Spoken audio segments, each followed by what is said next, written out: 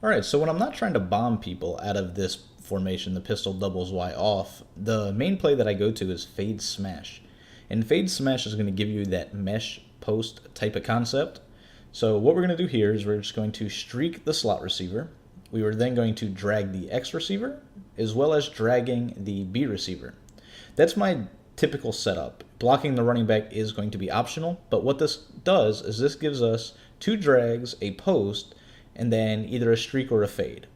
And basically, with this setup, we're forcing our opponent's user to guard the two drags or the post. The streak or the fade by the slot receiver is only there to really take the zones deep. So that's basically it. Here you see that I motion the tight end out a little bit. You can do that if you want. It doesn't have to be done that way. I mean, it's just one of those things. Like, I'll mix it up to give my opponent another look. Typically, what I'm doing is I'm just setting it up like it is. Streak, drag, drag, block running back, and hike.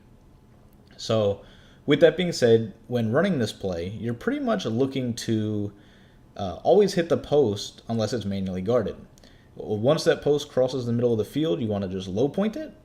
If the safety is close to him, you'll just low point it. A linebacker, for the most part, will never play it unless it is a 3-rec. If it's a 3-rec, you kind of have to wait a little bit. He will go past the 3-rec, and you'll be able to throw a low ball or simply just rack it at that point. The other thing that I wanted to mention with this is it's not mandatory that you put two drags. So what I mean by that is the outside receiver. You can put him on a curl, the one that's on the tight end side.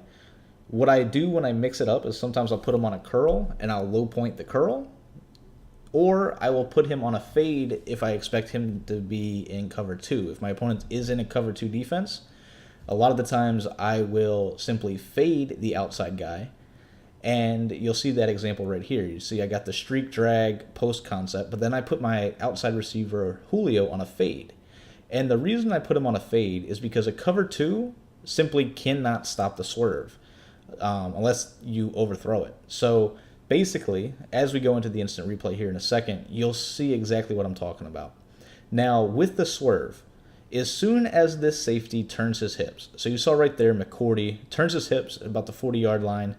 This is maybe 20 yards down the field, 15, 20 yards down the field. You throw a high point with the high pass modifier, and you simply hold X to rack. When you do that, the corner will get that dumb animation, you'll get the catch, and it is a one-play TD.